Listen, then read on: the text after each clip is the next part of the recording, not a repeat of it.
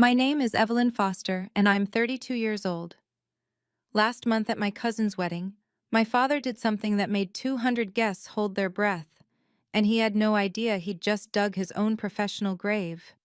You see, my father always believed success meant a corner office and a six-figure salary. What he never understood was that sometimes the most powerful people in the room are the ones you'd least expect. Before I share what happened that night, please take a moment to like and subscribe, but only if you genuinely enjoy this story. I love hearing from viewers around the world, so drop a comment with your location and local time. It's amazing how universal these family dynamics can be. Now let me take you back to that elegant ballroom at the Ritz-Carlton, where crystal chandeliers cast shadows on what would become the most revealing night of my father's life. The wedding that changed everything started like any other family gathering, with comparisons, judgments, and my father's disappointment in his younger daughter. But this time, things would end very differently. The Harrison-Mitchell wedding was the social event of the season. James Harrison, son of tech mogul CEO William Harrison, was marrying Sarah Mitchell in front of 200 carefully selected guests.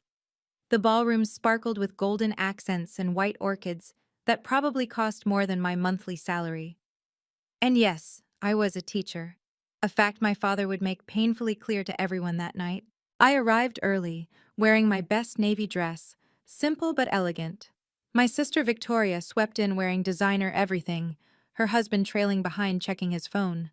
She was the star, after all, the successful one, the lawyer who'd made partner at 33. "Evelyn, darling," my mother air-kissed my cheek. "You look nice." "Victoria, doesn't your sister look nice?" Victoria squeezed my hand. "You look beautiful, Maddie." My father appeared, already working the room with his networking smile. Robert Foster, deputy CFO of Harrison Technologies, in his element among the corporate elite. He spotted us and his expression shifted, pride when he looked at Victoria, something else when his eyes landed on me. "Girls, come, the Weathertons want to say hello." The Weathertons owned a chain of private schools. This should be interesting. "Robert, these must be your daughters," Mrs. Weatherton gushed. My father's chest puffed out. "Yes, this is Victoria. She just made partner at Brennan and Associates. Corporate law, you know. Very prestigious." "How wonderful." Mr. Weatherton shook Victoria's hand enthusiastically. "And this is Evelyn." My father's voice dropped a notch. "She teaches." The pause that followed felt eternal. "Oh." Mrs. Weatherton's smile faltered. "That's nice. What grade?" "High school mathematics," I said.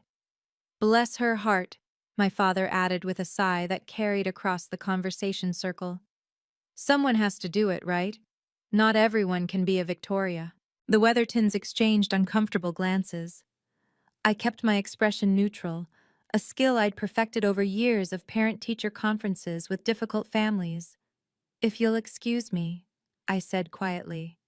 I walked toward the seating chart, finding my name at table 12, near the kitchen doors, practically in a different zip code from the main table where my parents and Victoria would sit. Table 2, close enough to smell the bride's bouquet. "Evelyn Foster?" I turned to find Mrs. Harrison, the mother of the groom, studying me with interest. "Yes, Mrs. Harrison." She smiled, not the pitying smile I'd grown accustomed to, but something else. "James has told me so much about you." Before I could respond, the cocktail hour ended and we were ushered to our seats. My father had found his stage. During the salad course, I watched him work table 2, his voice carrying. "Victoria's billable hours are insane, the firm's youngest partner in a decade." He glanced toward table 12. "Evelyn's over there. She teaches. Public school. It's honest work, I suppose." "At least you have one success story," someone said. My father laughed. "Can't win them all, right?" The words stung, but I'd heard worse. I focused on my salad, counting cherry tomatoes like they were particularly fascinating. "You okay?" asked my table companion, an elderly woman named Mrs. Chen. "Perfect," I lied. The reception continued, and my father found more opportunities to highlight the contrast between his daughters. During his toast, oh yes, he gave a toast, he managed to work in references to Victoria's Harvard Law degree, her six-figure bonus, and her upcoming wedding to an investment banker. As for Evelyn, he said, finding me in the crowd, well, she's always been our little dreamer. Teaching high school? Bless her heart. Not everyone's cut out for the corporate world. 200 people turned to look at me with varying degrees of pity. That's when I noticed something interesting. James, the groom, wasn't looking at me with pity. He was looking at my father with something close to disbelief. He whispered urgently to his father, who was seated at the head table. William Harrison, CEO of the company where my father worked, slowly turned his gaze from his son to my father, then to me. His expression was unreadable, but I saw him reach into his jacket pocket, pulling out what looked like an envelope. "Interesting toast, Robert," Mr. Harrison said, loud enough for nearby tables to hear. My father beamed, mistaking the comment for approval. I should have left then, slipped out during the cake cutting, made my excuses. But something made me stay. Maybe it was the way James kept glancing at me with gratitude. Maybe it was the envelope Mr. Harrison kept tapping against his palm.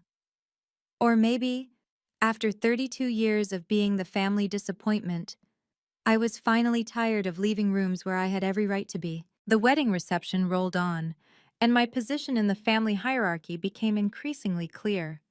Table 12 wasn't just far from the action, it was practically in another venue. I sat with Mrs. Chen, two cousins from my mother's side who spent the entire time on Instagram, and a couple who turned out to be last-minute additions when other guests canceled. "So you're Robert's other daughter," Mrs. Chen said, not unkindly. "The teacher," I confirmed. "My grandson had the most wonderful math teacher," she began, but was cut off by the sound system crackling to life. "Ladies and gentlemen," my father had somehow gotten hold of the microphone again. "I just wanted to share something about raising children in today's economy. Oh no. My wife and I invested heavily in both our daughters' educations." He found Victoria in the crowd, gesturing grandly. Victoria took that investment and multiplied it. Harvard Law, top of her class, now pulling in mid-six figures at 33. Applause scattered through the room. Victoria looked uncomfortable. "And Evelyn?" He found me again, his smile turning rueful. "Well, we invested the same amount. Private schools, tutors, every opportunity. But she chose teaching." He shrugged theatrically. "What can you do? Not everyone has that killer instinct." "Unbelievable," Mrs. Chen muttered beside me. A man at a nearby table stage whispered to his wife. "That's harsh." My father continued, warming to his theme. "The return on investment, as we say in finance, varies greatly. Victoria's already paid back her education costs through the family's increased social standing. Evelyn, well, teachers do important work. Someone has to, right?" I stood up, needing air. Victoria caught my movement and started to rise, but I shook my head slightly. This wasn't her battle. In the hallway outside the ballroom, I leaned against the cool marble wall and practiced my breathing exercises, the same ones I used before parent conferences with helicopter parents. "Miss Foster?" I opened my eyes to find Mrs. Harrison standing there, elegant in champagne silk. "I needed a moment," I said. "I imagine you did."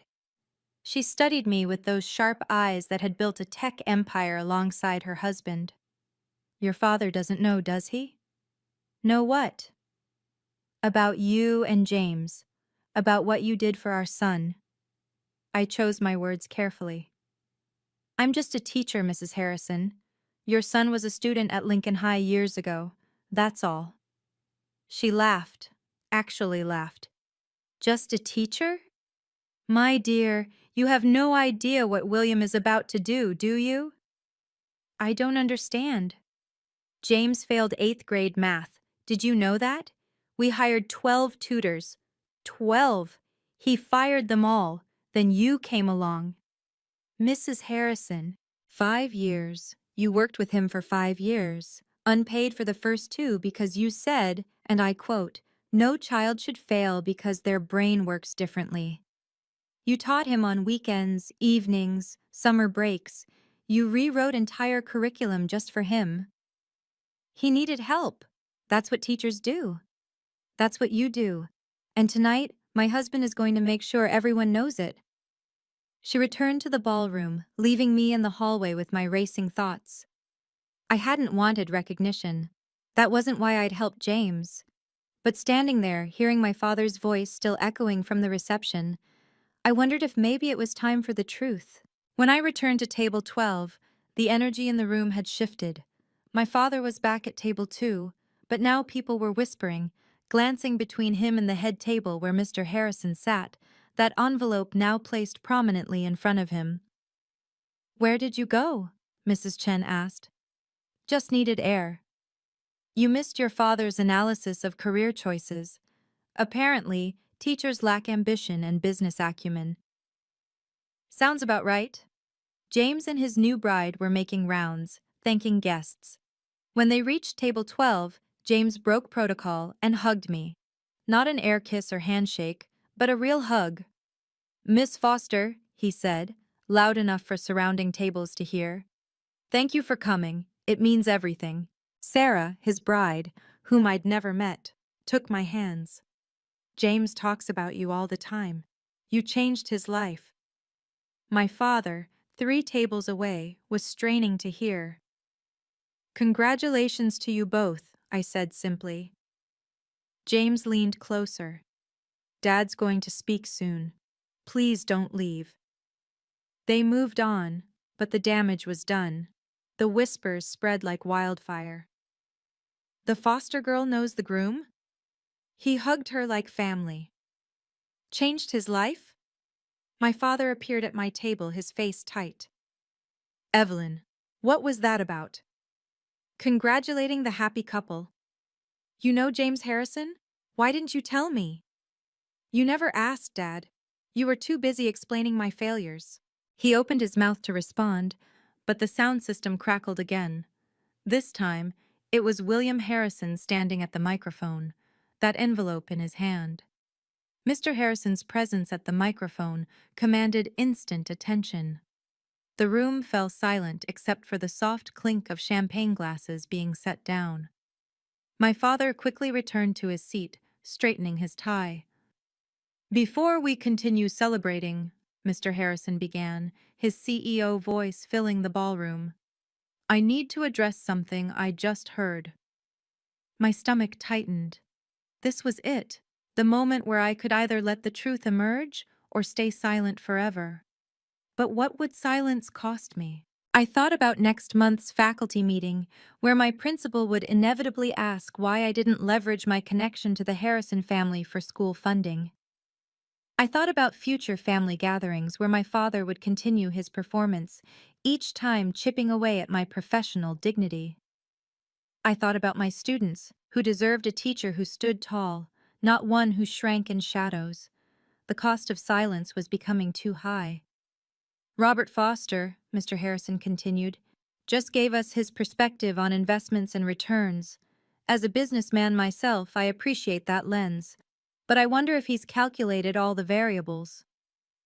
My father sat straighter, pleased to be mentioned by his CEO. 5 years ago, I'd made a choice. James Harrison had been on the verge of dropping out. Not because he wasn't brilliant, he was. But his brain processed numbers differently, and no one had taken the time to understand how. I'd spent 2 years teaching him for free, creating visual mathematics models, turning equations into stories his mind could grasp. The next 3 years, even after he'd moved on to high school, then college, I'd continued tutoring him through calculus, statistics, even the quantitative sections of his LSAT. If people knew this, everything would change. The dynamic at every family gathering, my father's entire narrative about his failed investment, my carefully maintained privacy. But if I stayed silent, I'd remain the family disappointment forever.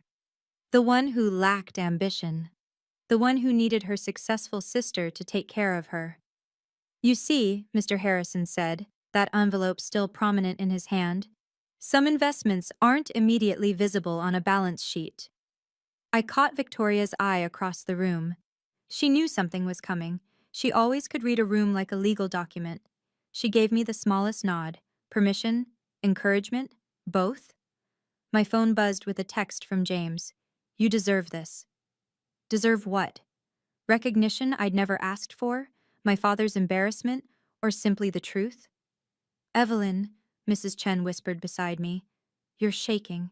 I was, because I realized that staying silent wasn't just about protecting my privacy anymore. It was about accepting my father's version of my worth. It was about agreeing that teaching was somehow less than corporate law, that changing lives mattered less than billable hours. Some of you may not know, Mr. Harrison continued, his gaze finding me at table 12, that my son James struggled academically in his youth. The room tensed. This wasn't typical wedding speech territory.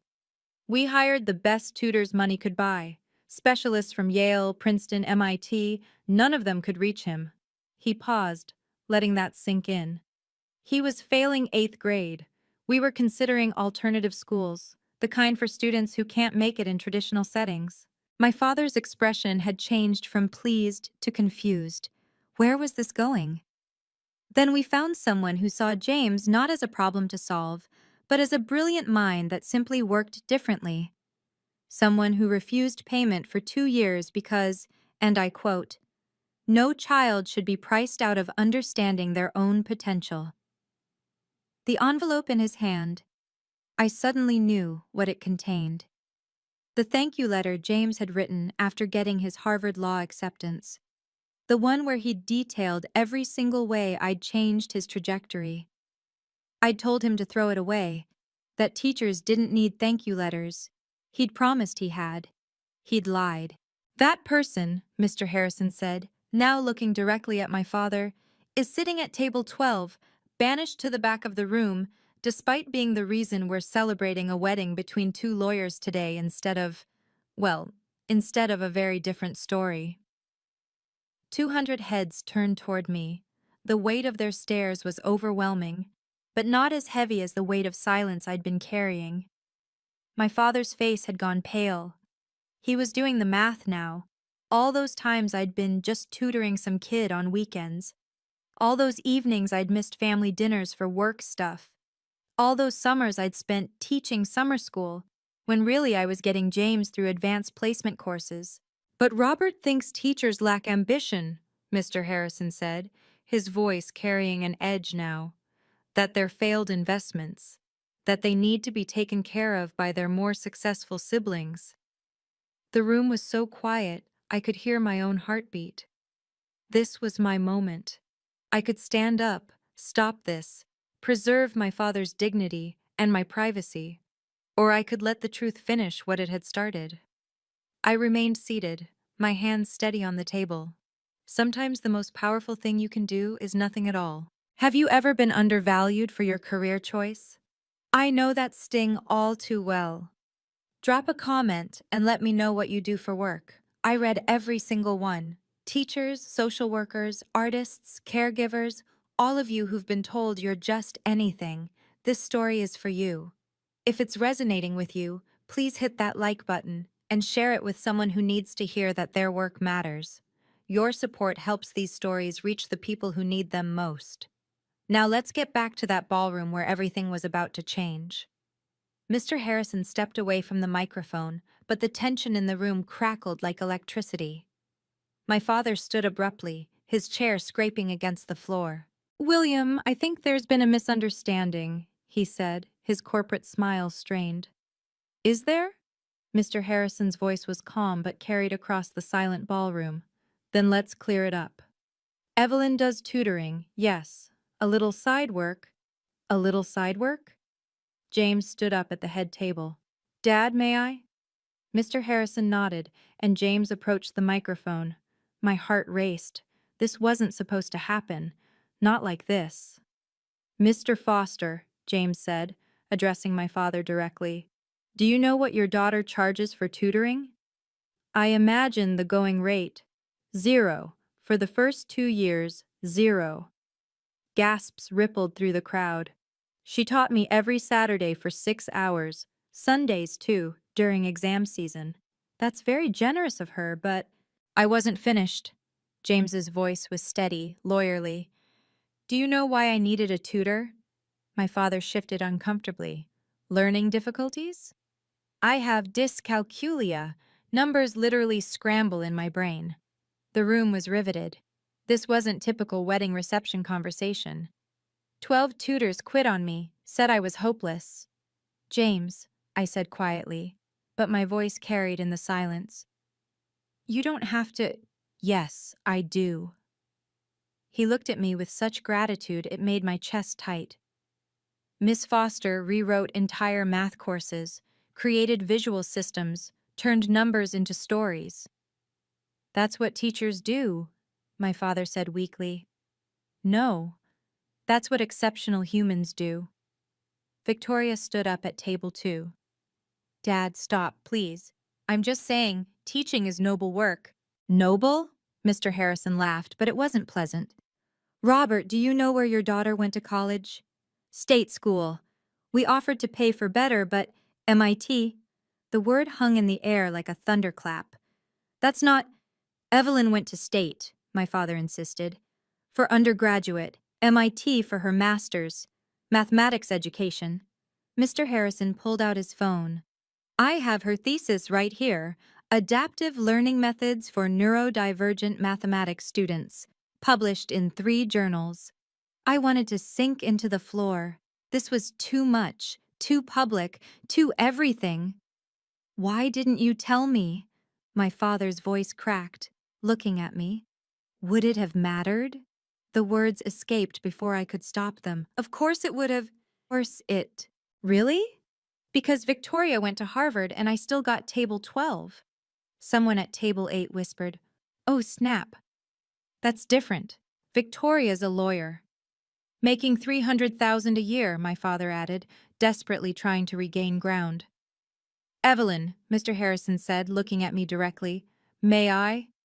I knew what he was asking. The envelope, the truth about everything. I thought about my students, about every time I'd told them to stand up for their worth. Slowly, I nodded.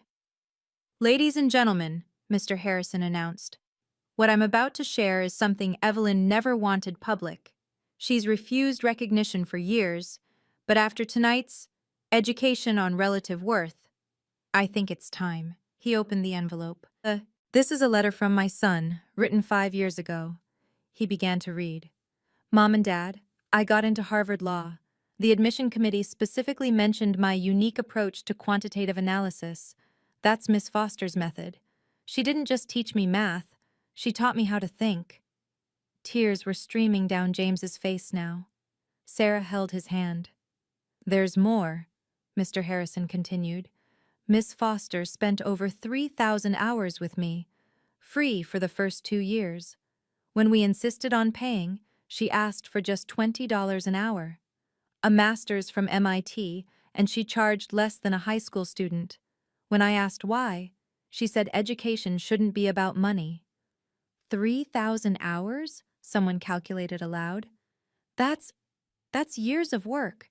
But wait, my father interjected, desperate. If she's so exceptional, why is she at a public school? Because that's where I'm needed most. I stood up, finally. My voice was steady.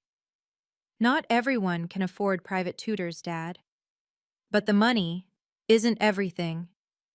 Evelyn, Mr. Harrison said, tell them about your other students. No, I shook my head. This isn't about 3 other executives' children, all learning differences, all now in top universities. He looked around the room. She's the secret weapon parents whisper about, the teacher who can reach anyone. Then why didn't I know? My father's voice was small now. Because you never asked, Robert. Mr. Harrison's tone was ice. You were too busy measuring worth in dollars. The silence that followed was deafening. The ballroom remained frozen in that horrible silence. Then Mrs. Harrison stood up, and something about her movement commanded attention in a way that even her husband's CEO presence hadn't. Robert, she said, her voice carrying the authority of someone who'd built an empire, there's something else you should know. My father looked like he wanted to disappear. I think we've heard enough. No, I don't think we have. She walked toward the microphone with deliberate grace. You see, when James told us he was getting married, he had one non-negotiable requirement for the wedding. James squeezed Sarah's hand, and I saw him mouth, "Mom, please." His favorite teacher had to be there, not just invited, actually there. He checked with the venue 3 times to make sure Miss Foster RSVP'd. That's touching, but, my father started. I'm not finished. Mrs. Harrison's voice could have cut glass. Do you know why my son, on his wedding day, cared more about his former teacher's attendance than his own extended family? She reached into her purse and pulled out another document. My heart sank.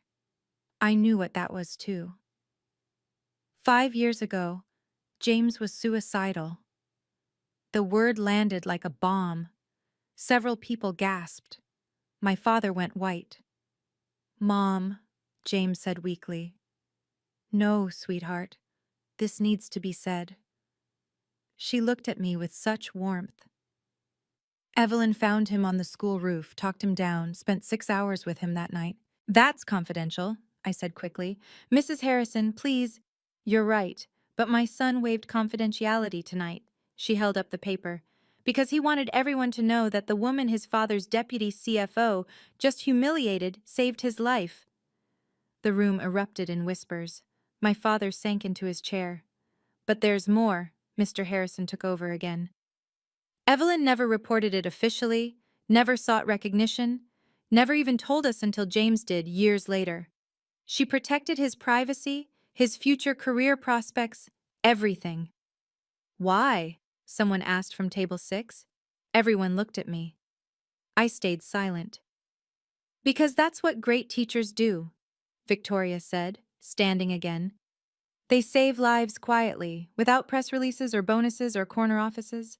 Evelyn, my mother spoke for the first time all evening. Is this true? I looked at James, who nodded permission. He's here today. That's all that matters. But the hours, the free tutoring, MIT... My father seemed to be processing everything at once. Why didn't you tell us? Would you have listened? I asked. Or would you have found a way to make it less than Victoria's achievements? That's not fair, isn't it? You introduced me tonight as just a teacher.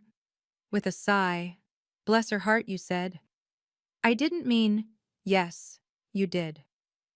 My voice stayed calm, professional, the voice I used with difficult parents. You've meant at every family gathering for 10 years. Mr. Harrison cleared his throat. There's one more thing, Robert, the matter of compensation. Compensation? My father looked confused. For Evelyn's services, 3,000 hours of specialized tutoring. The going rate for an MIT graduate with her expertise is $300 per hour. Someone at table 4 did the math out loud.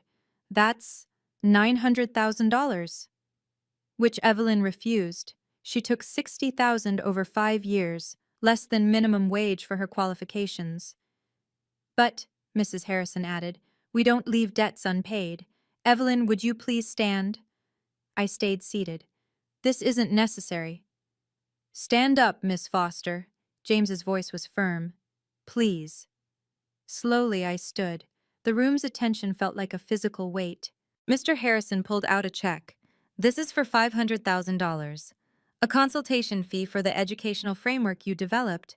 We're implementing it company-wide for employees' children with learning differences. I can't accept that.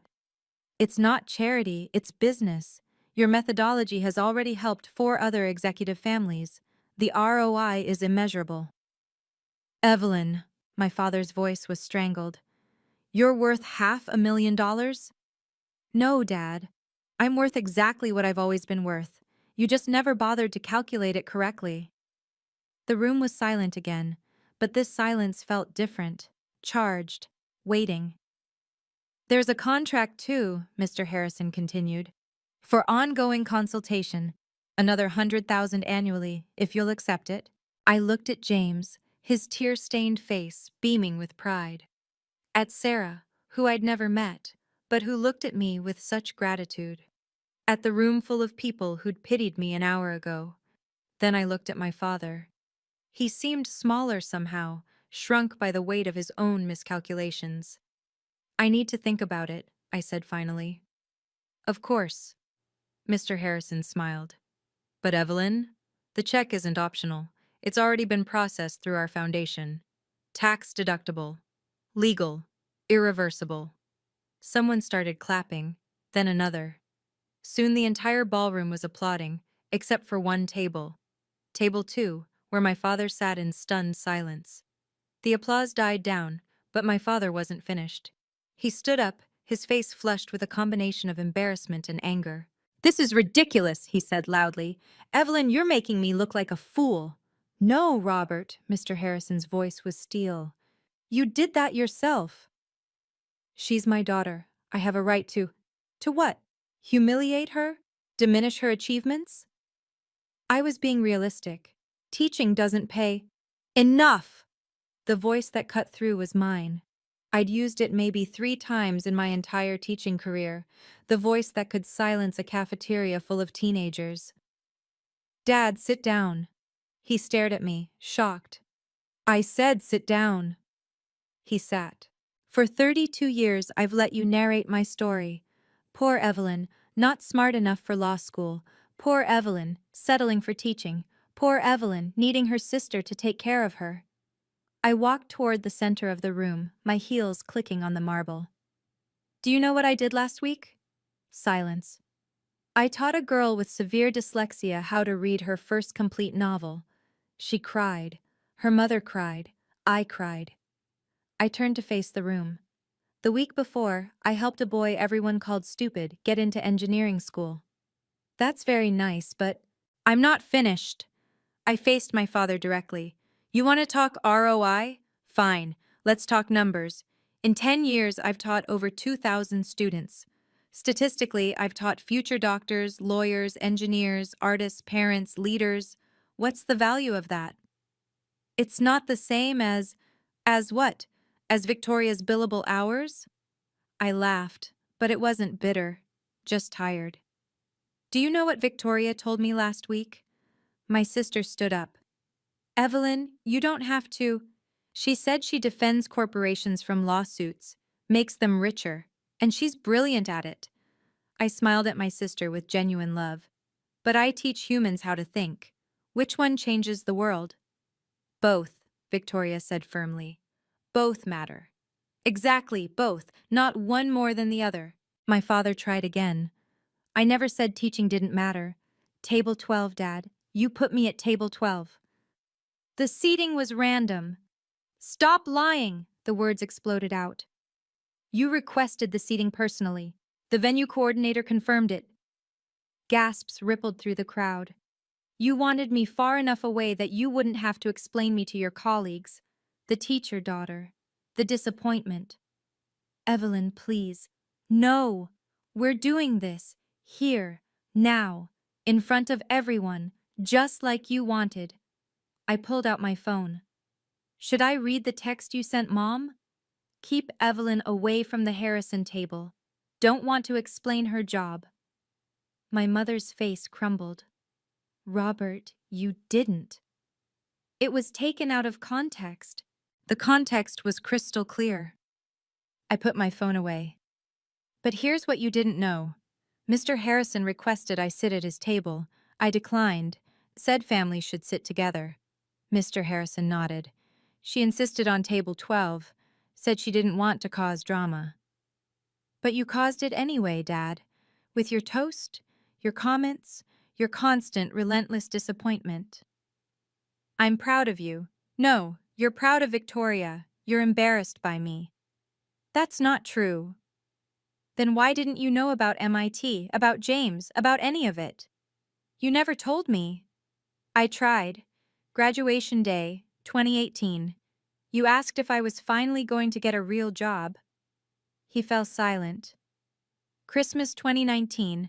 I mentioned tutoring a struggling student. You said, at least Victoria's thriving. I didn't mean… Easter 2020. Mom asked about my work. You changed the subject to Victoria's engagement. Stop. His voice was broken now. Please stop. Why? Because it's uncomfortable? Because you're embarrassed? I walked closer to him. This is how I've felt every family gathering for a decade. Evelyn, my mother stood up. That's enough. Is it? Because I have 10 years of enough. 10 years of being less than. 10 years of apologies for my career. 10 years of bless her heart. The room was riveted. This was better than any reality show. You want to know the truth, Dad? The complete truth? I looked him straight in the eye. I make 80,000 a year from school, another 60 from private tutoring, plus the consultation work I never told you about. I own my condo outright. I have no debt. I take 2 vacations a year. I love my life. Then why didn't you say? Because it shouldn't matter. My worth shouldn't be measured in dollars. But that's all you see. That's not… James, I called out. What did your father offer me last year? James looked at his father, who nodded. A position at Harrison Technologies, Director of Learning Development, 300,000 to start. The room inhaled collectively. And, I prompted, you turned it down. Why? Because you said your students needed you more than executives needed another director. I turned back to my father. Still think I lack ambition? Wow, if you're still watching, your heart is probably racing like mine was that night. I know what it's like to have your worth questioned by the people who should support you most. If you've ever been there, leave a heart in the comments. Let's show each other we're not alone. And please, if this story is resonating with you, hit that subscribe button. We need more stories about standing up for our worth, whatever our profession. Share this with someone who needs to hear that their job matters. Now, let's see what happened when the truth finally came out. Mr. Harrison returned to the microphone, the envelope still in his hand, but now he pulled out something else. A thick, legal document. Ladies and gentlemen, forgive the interruption to my son's wedding, but sometimes truth needs witnesses. He looked directly at my father. Robert, you've worked for me for 15 years. You're good with numbers. So let me share some numbers with you. My father stood frozen, his face pale. Evelyn Foster has directly impacted 4 executive families in this room. He pointed to different tables. The Chens, the Weathertons, the Morettis, and us. Mrs. Chen from my table stood up. My grandson, Kevin. He's at Stanford now. Engineering. Evelyn taught him for 3 years. Mr. Weatherton stood next. Our daughter Emma. She has severe ADHD. Evelyn created an entire learning system for her. She's pre-med at Johns Hopkins. The Morettis stood. Our son Marco, autistic. Every tutor said college was impossible. He graduated MIT last year. Because of her. But here's the real kicker, Robert, Mr. Harrison continued. Do you know what Evelyn charged these families? Silence. Between $20 and $40 an hour, for expertise worth 10 times that, because she scales her pricing based on need, not market value. That's bad business, my father said weakly. Is it? Let's do the math you love so much. Mr. Harrison pulled out his phone. 4 families, average executive compensation, $2 million. Their children were failing. Without intervention, no college, no careers, generational wealth lost. Evelyn's intervention? Maybe 50,000 total across all families. The return? Priceless. You can't quantify. I can and I will. Kevin Chen just patented 3 innovations. Emma Weatherton is heading to medical school. Marco Moretti works for NASA. And James is about to make partner at 28. Youngest in his firm's history. James stood up again. And I need to say something else. Miss Foster didn't just save my academic career. She saved my life, literally. James, you don't have to, I started. I do. Because Mr. Foster needs to understand what he's been dismissing. He looked at my father. Your daughter found me on the school roof. I was 17. I'd failed another test. My parents had spent hundreds of thousands on tutors. I thought I was broken. The room was completely still. She didn't call security, didn't make a scene. She sat with me for 6 hours, She told me about famous people with learning differences: Einstein, Richard Branson. She said my brain wasn't broken, just different, like having a Mac in a PC world. Tears were flowing freely down many faces now. She met me the next day, and the next, every day for 2 weeks, just talking. Then she started teaching me her way: visual mathematics, story problems, color coding. My brain understood for the first time. But she's not a special education teacher, my father protested weakly. No, she's better. She's someone who sees potential where others see problems. James looked at me. Miss Foster, may I? I nodded, though I wasn't sure what he was asking. He pulled out his own envelope. This is my Harvard Law acceptance letter. But more importantly, this is the recommendation letter that got me in. From Evelyn? Someone asked. No, from the dean of MIT's mathematics department, about Evelyn's teaching methodology. He called her a revolutionary educator whose techniques should be standard practice. Mr. Harrison took over again. Which brings me to this document. Evelyn, I know you said you need to think about it, but I want everyone to see what we're offering. He held up the contract. Harrison Technologies is creating the Foster Method Learning Institute. $5 million in initial funding. Evelyn as founding director. Her techniques will be taught to educators nationwide. The room exploded in gasps and exclamations. 5 million? My father's voice cracked. To start, we project it'll help thousands of students with learning differences. Mr. Harrison looked at me. Evelyn, you've been hiding your light under a bushel. That ends tonight. I don't want, I began. Fame? Glory? I know. But what about impact? What about the thousands of students who need what you can teach their teachers? I stood there, feeling the weight of every eye in the room. This wasn't what I'd wanted. I just wanted to teach, to help, to make a difference one student at a time. Evelyn, Mrs. Harrison said gently, you saved our son. Let us help you save others. The check, Mr. Harrison held it up. 500,000, already cleared, and the Institute will do it with or without you. But it would be better with you. My father finally found his voice. Evelyn, I didn't know any of it. Because you didn't want to know, Dad. Teaching was never enough for you. I was wrong. 3 words. 3 words I'd never thought I'd hear. I was so wrong, he continued, his voice breaking. You're not the disappointing daughter. I'm the disappointing father. The room held its breath, waiting for my response. I stood in the center of that glittering ballroom, $500,000 check being held out to me, my father's apology hanging in the air, and 200 people waiting to see what Evelyn Foster, just a teacher, would do. I walked to Mr. Harrison and took the check. The room seemed to exhale collectively. Thank you, I said simply. This will help a lot of students. What about the Institute? He pressed.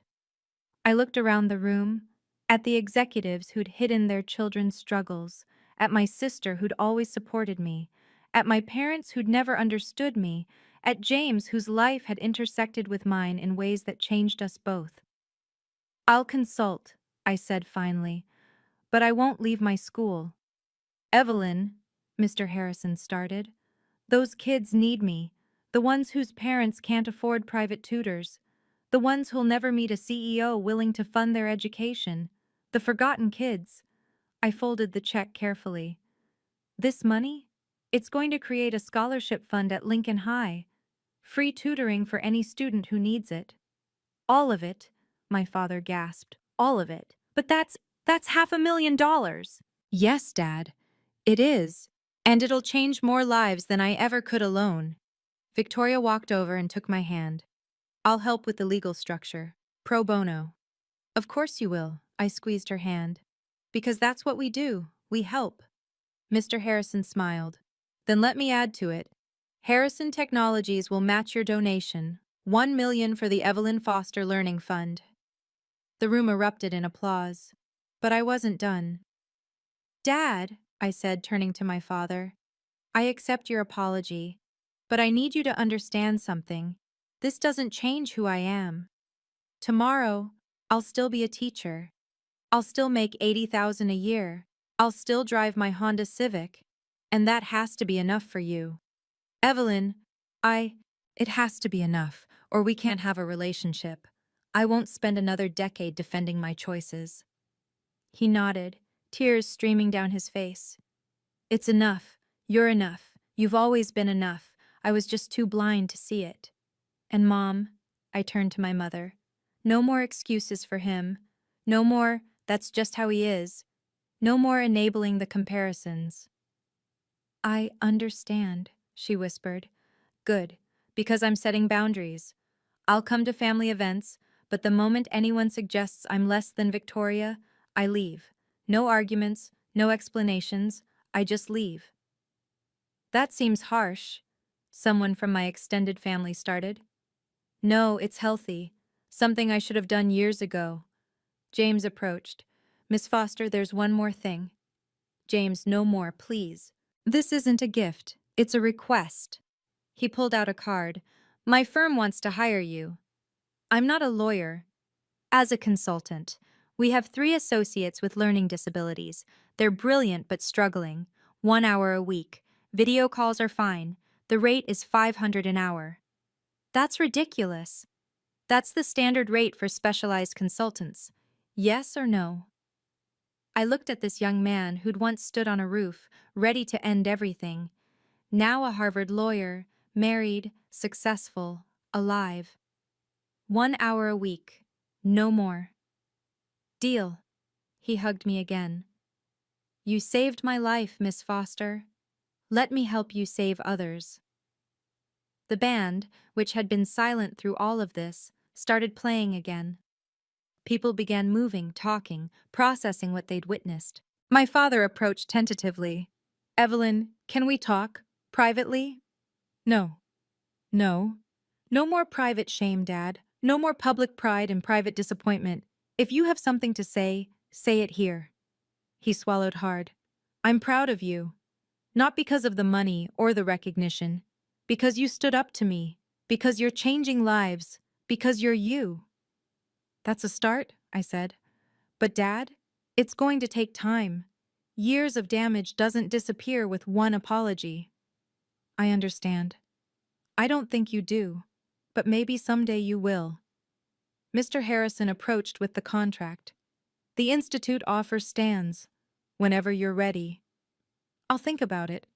But Mr. Harrison? The next time you hear someone dismiss teachers, remember tonight. I'll do more than remember. I'll correct them. Good. The wedding reception continued around us, but something had fundamentally shifted.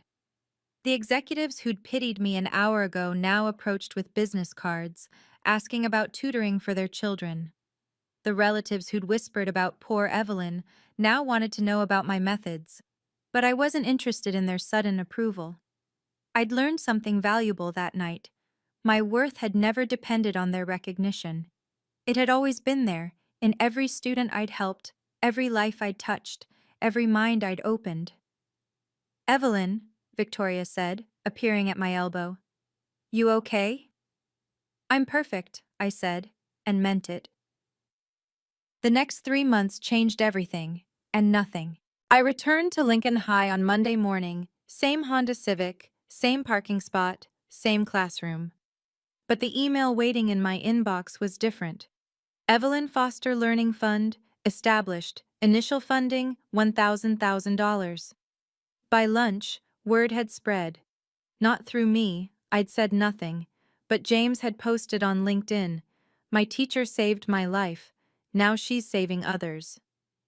It went viral, 3 million views in 48 hours. My principal called me in. Evelyn, is this real? The fund? Yes. $1 million? For our students? Free tutoring for anyone who needs it. We can hire 10 part-time tutors, create a resource center, buy adaptive learning technology. She stopped me with tears in her eyes. Do you know what this means? Half our kids struggle with learning differences. Half. I know. That's why I'm doing it. The ripple effects were immediate. 17 families contacted the school that first week asking about the program, but more importantly, my current students looked at me differently. "Miss Foster," one said, "you turned down being a director to stay with us? Where else would I be?" But the money isn't everything, Marcus. Remember that.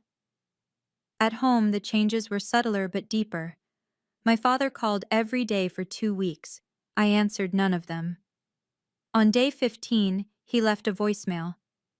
"I enrolled in a workshop, Understanding and Appreciating Educators. I'm trying, Evelyn. I'm really trying."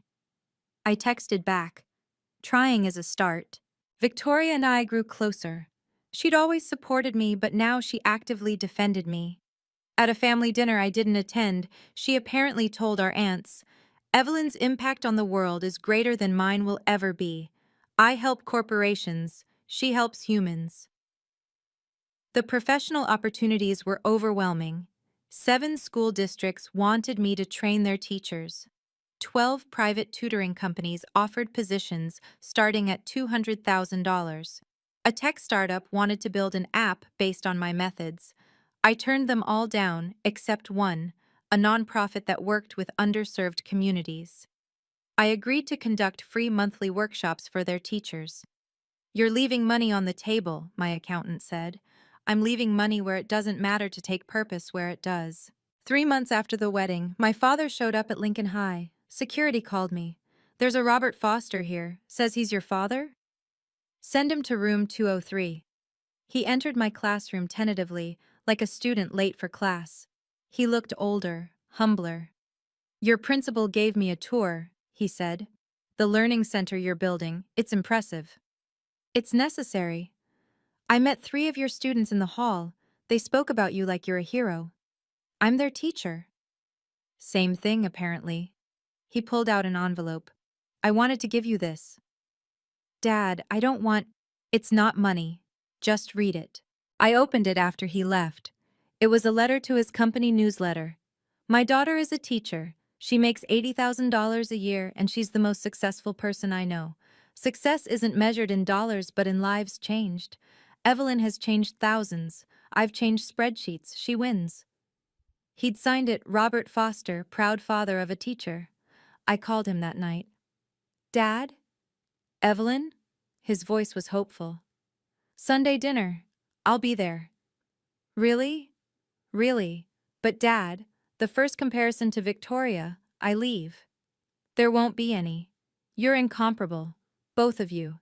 In different ways." The Evelyn Foster Learning Fund officially launched 6 months after the wedding. The first student we helped was a girl with dyslexia who'd been told she'd never read above a 3rd grade level. 6 months later, she read her first young adult novel. Her mother sent me a video of her crying, holding the book. "I finished it. Miss Foster's tutors helped me finish it." That video was worth more than any check. James made partner at 28, as predicted. His first act was establishing a pro bono program for students with learning disabilities facing school disciplinary actions. He named it the Foster Initiative. Mr. Harrison's institute moved forward without me as director, but with my methods at its core. They've trained 300 teachers so far. Each one reaches approximately 100 students per year. The math, 30,000 students impacted annually, would make my father proud. Speaking of my father, he kept his word. No more comparisons, no more disappointments. At last month's family gathering, someone asked what I did for a living. "She teaches," my father said, his voice full of genuine pride. "She shapes futures, she saves lives, she changes the world, one student at a time." "That must be rewarding," they responded. "For her and for everyone lucky enough to know her." Victoria caught my eye across the room and smiled. We'd both won in our own ways. But the real victory was smaller, quieter. It was Marcus, my struggling sophomore, finally understanding quadratic equations. It was Emma, who'd been told she was too slow, getting into her dream college. It was every student who walked into my classroom believing they couldn't and walked out knowing they could. That's the thing about teaching. The ROI can't be calculated in dollars. It compounds over generations. 6 months after that wedding changed everything, I stood in my classroom at 3 p.m., the same time I'd stood there every day for 10 years. But now, the walls were covered with thank you letters from students, photos from the Learning Center, and a framed copy of that LinkedIn post that started it all. A knock at my door interrupted my grading. It was my father, holding 2 cups of coffee. "Thought you might need caffeine," he said. "Teachers work late, right?" "We do." I accepted the coffee. "Thanks, Dad." He sat in a student desk, his knees comically high. "I've been thinking about what you said, about boundaries. And? You were right. I spent so many years measuring worth wrong. I measured in dollars when I should have measured in difference. That's a start. Evelyn, I need to tell you something. I've been seeing a therapist." I nearly dropped my coffee. "You? Therapy?" "Your mother insisted after the wedding, said I needed to understand why I couldn't see your value. And? Turns out, my father did the same to me. I was an accountant. He wanted a doctor. Never good enough." He looked at me with wet eyes. I repeated the cycle. "I'm sorry. I know you are. But knowing and healing are different things, aren't they?" "They are." We sat in comfortable silence for a moment. Then he said, "Your learning center helped 43 students this semester. 47. 47 kids who might have failed without you. Without the center. It's not just me anymore. But it started with you. One teacher who refused to give up on a kid everyone else had written off. That's the job, Dad. No, Evelyn. That's a calling." 3 years have passed since that wedding. The Evelyn Foster Learning Fund has helped over 300 students. 12 have gone to Ivy League schools, 23 to state universities, 15 to trade schools, all to futures they couldn't have imagined without help. My salary is still $80,000 from Lincoln High. I take $30,000 annually from the consulting work, just enough to cover the mortgage I'd already been paying. The rest goes back to the fund. You could be rich, people tell me. I am rich, I respond, just not in the way you measure. My relationship with my father has healed slowly, carefully. We have dinner once a month. He asks about my students. I ask about his work. We don't compare. We don't compete. We just exist, father and daughter, each valuable in our own way. Last week, he brought me a gift, a framed photo from that wedding. Not of the confrontation, but of the moment after, when I stood surrounded by parents thanking me for helping their children. In the corner, barely visible, is my father, watching with an expression I'd never seen before, understanding. "I had this moment," he said, "when I finally got it. You were never the disappointing daughter. I was the disappointed father, disappointed in my own narrow view of success. Dad, let me finish.